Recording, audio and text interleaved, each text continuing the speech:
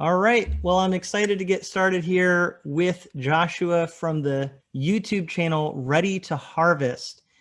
And I have to say, Joshua, I actually didn't know really about your channel until just maybe a couple of weeks ago. And I think a lot of people are discovering your channel recently. And you can tell us, Yeah. I mean, it seems like you started this channel, I don't know how long ago it was, maybe a year or two ago. Am I right on Yeah. that? And then it's grown a lot. As far as actually using my channel, that's about how long ago. It was about early 2019 when I started posting things. The channel was actually created in 2014. And for anybody in your audience who maybe is thinking about starting a channel, there's these kind of things that just kind of randomly happen to me. And I think, boy, it's nice that it happened that way. I created it in 2014, uploaded a video, and then didn't touch it for years. But that video ended up having 80,000 views before I posted anything else, that one video. And so I got a base of subscribers who, I don't know, they're probably dead subscribers, but it's a number which gives you a little bit of credibility. So when I actually started posting things, people already said, oh, this guy already has subscribers, not this is some guy with 6 subscribers doing things. So that worked out for me that I had created the channel that long ago. But yeah, you're right. I came into 2021 with, at the turn of the year, about 4,000 subscribers.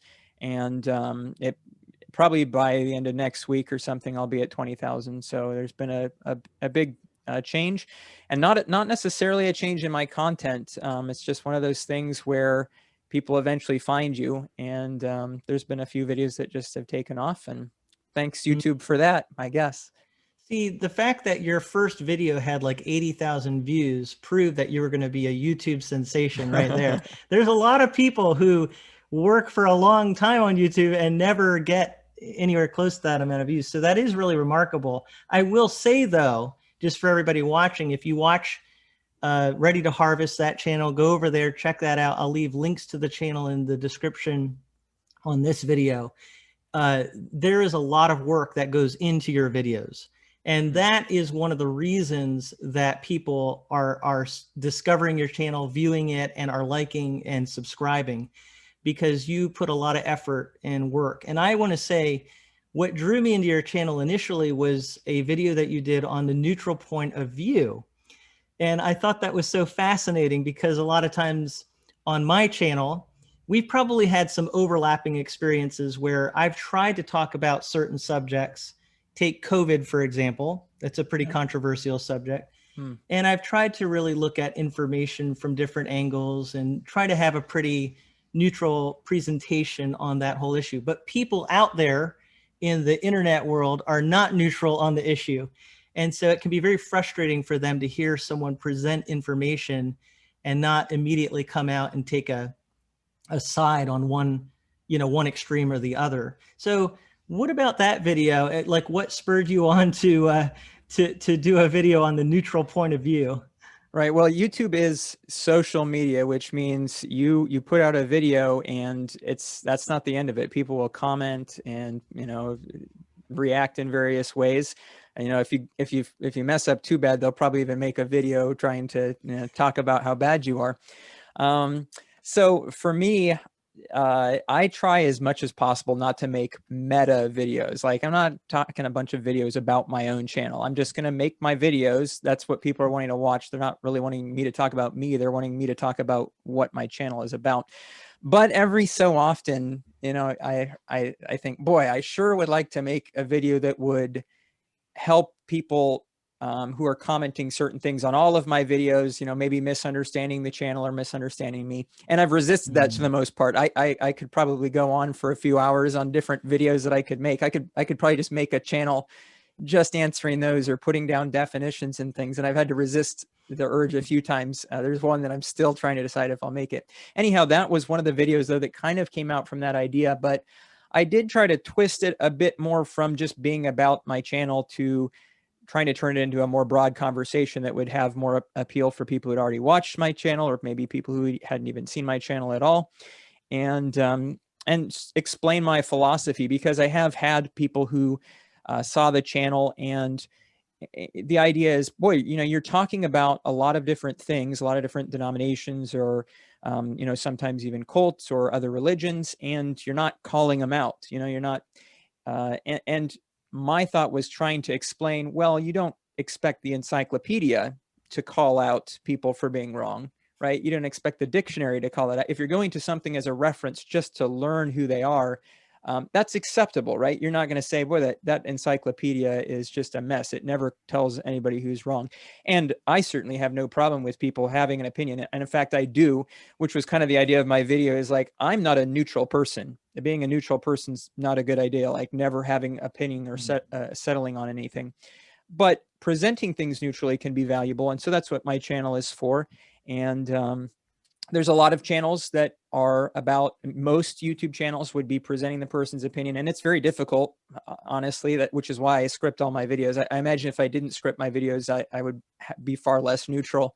So, and a lot of times just the vocabulary we tend to use, we might think we're talking about it neutral, and somebody else will listen to it and they'll say, wait a second, that's not neutral. That's not what I believe in. So, you know, I've had to learn some of those things, and every once in a while I learned something in the comments. Somebody said, oh, you said this and that, and I was like, you know, that's right. I didn't realize that was going to come across that way.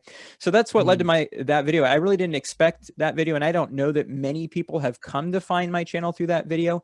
It was more for my core subscribers, but you know, apparently a few have. So, well, that sounds good to me. It won me over. I was really fascinated by what you said there. And as you can tell, I'm not a neutral person myself. I've got my Phillies stuff on here. I'm definitely a Phillies fan for people who know me. But yeah, it is interesting. And I think one of the confusing things for people, and I'm so glad that we're talking about this, is when you go into YouTube, you almost get in a certain frame of mind that you're going to find, when you click on a video, you're going to get a lot of opinion, and you're going to have something stated in a very stark way. So people, sometimes it's their expectation.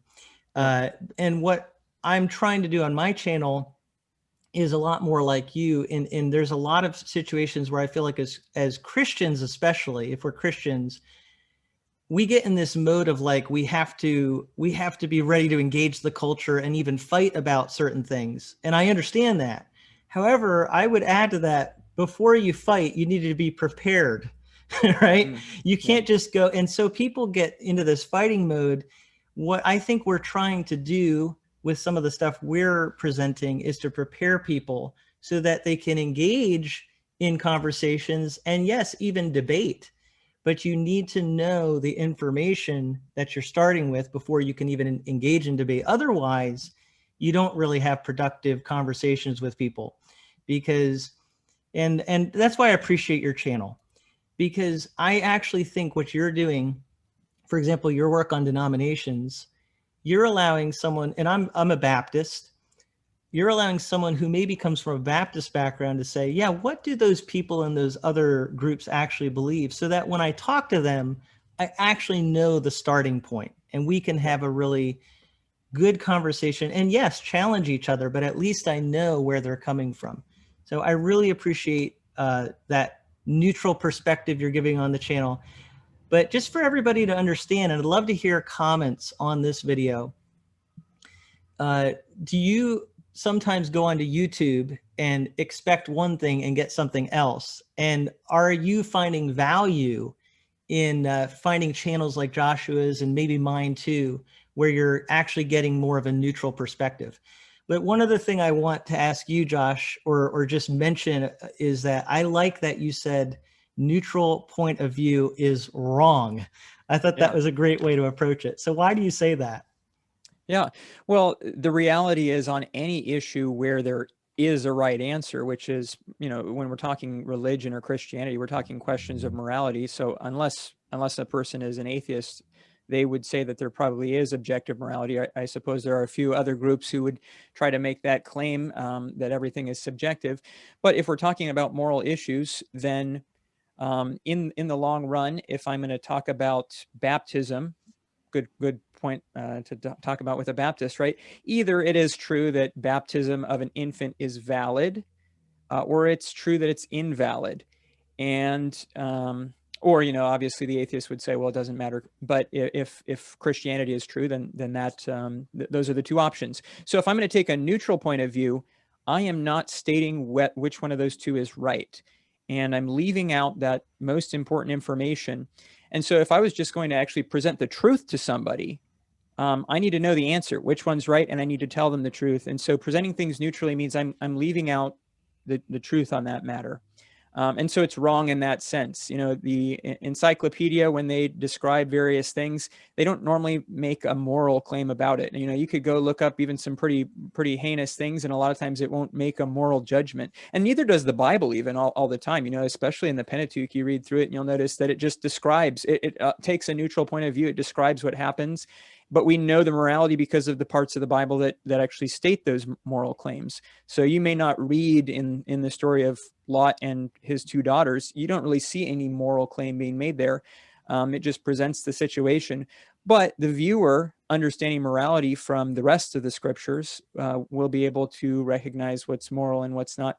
And so in that sense, you know, we've left out an important piece, and I often leave those pieces out. And the viewers will fill those in. And for some areas, you know, that's a really big deal. For other areas, and obviously some people say, well, everything's an essential, or, you know, this is where you break down those lines of essentials or not. For some areas, people will come to different conclusions based on what I present. You know, I'll present a Calvinist group completely neutrally, and some people will say, oh, that's great. You know, I love that he presented it neutrally because I'm a Calvinist. And other people will wish that I had said, well, no, this is horrible. You know, this is not what you should do. So people will take those things differently. And on some matters, you know, my channel is a Christian channel, right? So I'm not really neutral on that. And neutrality has to always only go so far.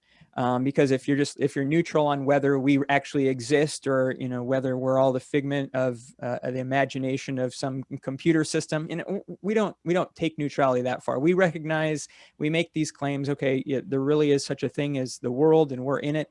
And in my channel, you know, not only is it that I believe there's a God, and it's the Christian God, right? The one true God, Jehovah. So I only go that far. And there are channels that do otherwise, and I'm fine with that too. You know, there's religion channels that just present it very neutrally, and I think that's good too. But for me, it's a neutral channel from within the Christian perspective, and I think it helps Christians looking at it. And I have atheists and agnostics and others who watch the channel too, and I'm happy for that. But you know, if they expect me to, you know, just when push comes to shove, to treat Christianity the same as every other religion, I don't do that. But within the realm of Christianity, that's where I'm neutral for the perspective of my viewers who are mostly Christian. That's great. Yeah, and I think sometimes we can experience in different ways that when you present something, I love that you brought out the Bible sometimes present things in a neutral way, but never for a neutral purpose. Right. So a good example of that is the book of Judges, where a lot more could be said in that book about how bad these situations are.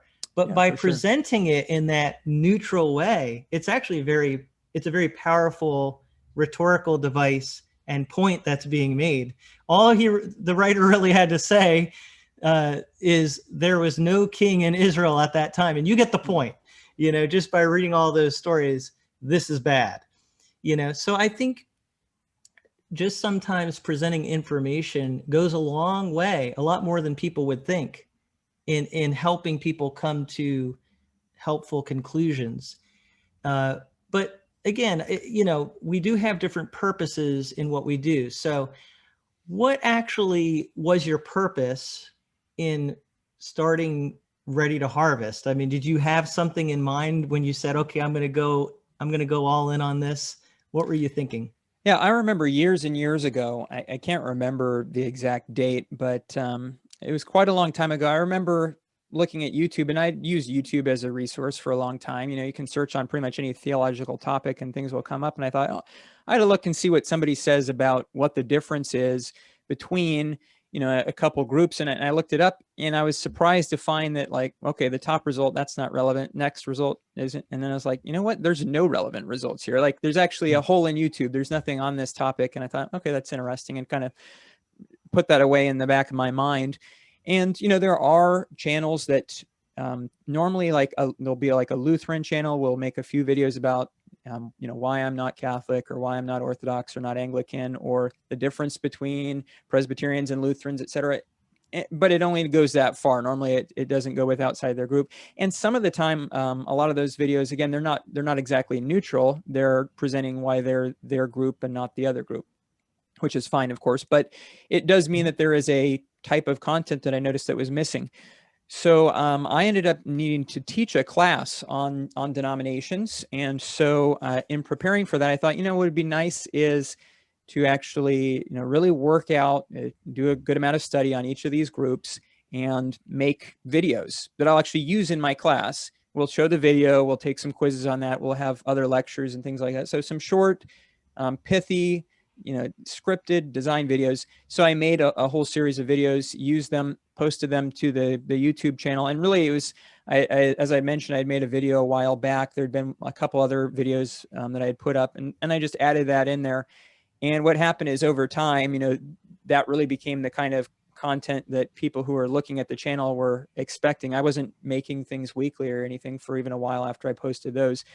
But eventually I started making more, and I thought, well, I'm going to teach this class again in a few years. So I'll just, and kind of fell into it, enjoyed it. Really, I've always said to students that I teach, the best way to learn is not to sit in a class and be taught, but to teach it. So I try to teach my students how they can teach somebody else the content and hope that they will. But for myself, I've learned far more about it by being on the teacher side of things than ever on the researcher side of things, or the person just receiving it. And that's been really helpful for me. And I want to keep learning. I'm personally still interested and curious.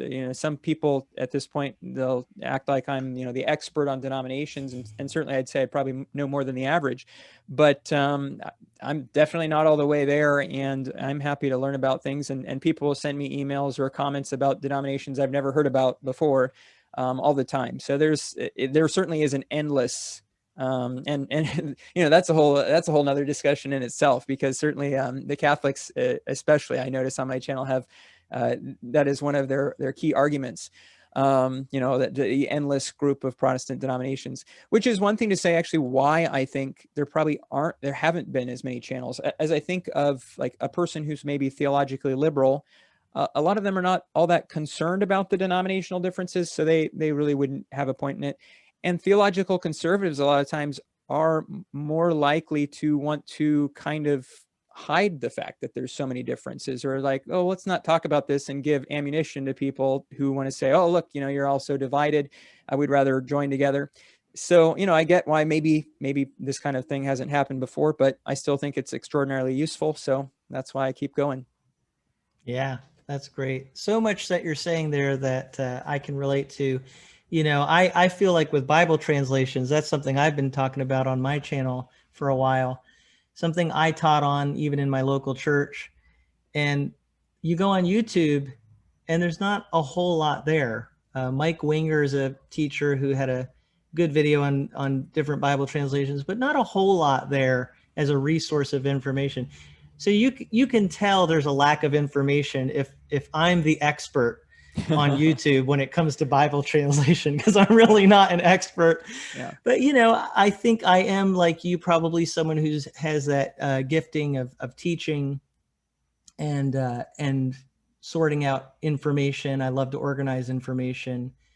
And so just being that teacher that God has made us to be, I think you naturally are drawn to, I want to share this information. I want other people to know, and you get a joy really out of looking at the information. And I don't know what it is. Sometimes maybe you can relate to this. Sometimes I feel as a teacher, like all I do is just take very simple information. And to me, it's just like, okay, I'm just kind of repeating a few things. And people are like, that's amazing. It's like, well, it really isn't. I'm just repeating some things that I've read here or that I put together, Yeah. But yeah, well, I've had to obviously work to different audiences. There are people who they don't know a thing about, like, they're just, all I know is my own denomination. I don't know anybody else. And so they'll come to my channel. They'll find me through a YouTube search. And so I have to realize, okay, so if I'm going to talk about certain things, I have to keep it very simple. On the other hand, you have people who maybe you might consider them almost more my audience, where they're really interested about denominations. I mean, because they're deep into theology, like ministers maybe, and so they come on and you know, they don't want every time it's like, okay, here's what eschatology means, here's what ecclesiology means, you know, soteriology. They don't need me to define everything every time. So it's been interesting to make that, to do that balance. So in some videos, you know, I do stay more on the simple side of things. And on other videos, and the comments reflect it, you know, people say, I didn't understand half of the things you were talking about, right? So sometimes I have to do it one way or the other. And I have had a frequent request. People say, can you make just a definition, theological definitions video? But the reality is there's just an unending, that's probably another whole channel, is just somebody making a theological definitions channel, which would be really nice and useful. And I'd probably refer to it. Yeah. So yeah, it's an interesting balance there, but the end goal is for whoever the audience is, you don't want it to go over their head. So I mean, even the people who are really in depth, people who are ministers, if you're talking about a tradition that's totally different and talking about something that you're trying to teach them, you can just use terms that don't make sense. So I try to think in each video, okay, what was it like for me before I understood this? You know, would have I recognized this word, or would I know what I was talking about now?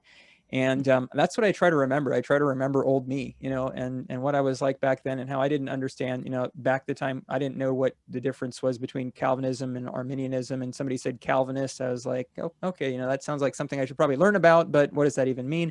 And I mean, now I'm obviously very familiar with that concept, but not all my viewers are. So I have to, a lot of times if I'll talk about that, I'll just, you know, go through TULIP at least and explain what the acronyms mean and things like that. Yeah, that's good. So why do you call it Ready to Harvest? One thing you may notice about YouTube is it doesn't matter a whole lot what you call your channel. I mean, like one of the most popular channels on YouTube is called PewDiePie. I mean, what does that even mean, right?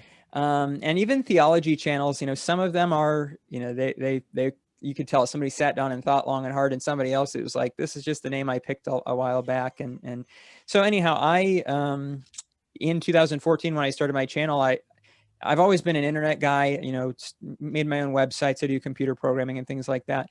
So when I was thinking, I want to start like kind of a YouTube channel and a website and things, I don't know what it's going to become or whatever, but let me just go to a web domain search and see what's available, you know? And so I was thinking, okay, here's some things that people would probably kind of recognize as being scriptural or theological stuff.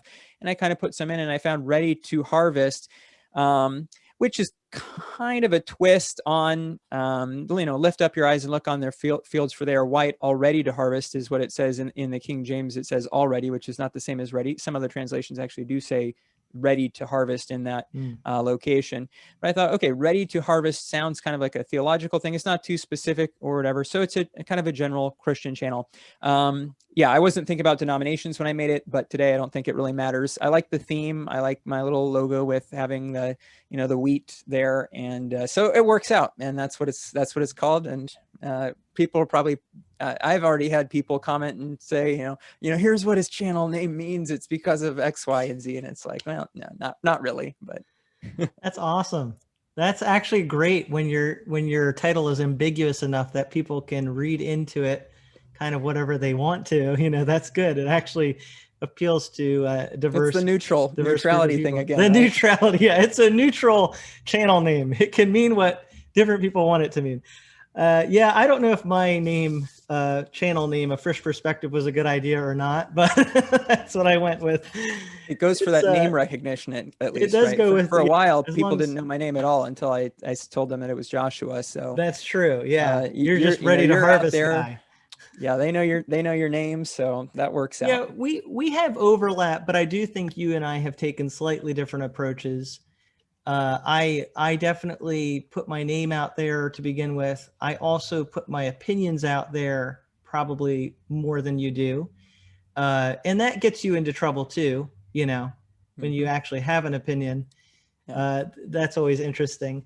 But, you know, at the same time, there's always this balance. I think, you know, I've not really talked necessarily about like any degrees that I have. I do have some degrees that are theologically oriented, but, you know, it's always a tough call. You know, you don't want to overemphasize your education and alienate certain people, because then they're like, oh, you're just one of those really academic people. You do want to relate to people, so there's something relatable about not emphasizing your academic credentials. On the other hand, I've had people ask me, who are you to talk about these things? What do you know? What are your credentials? And so in that case, I will actually reply to a person, well, here's my theological training, Yeah.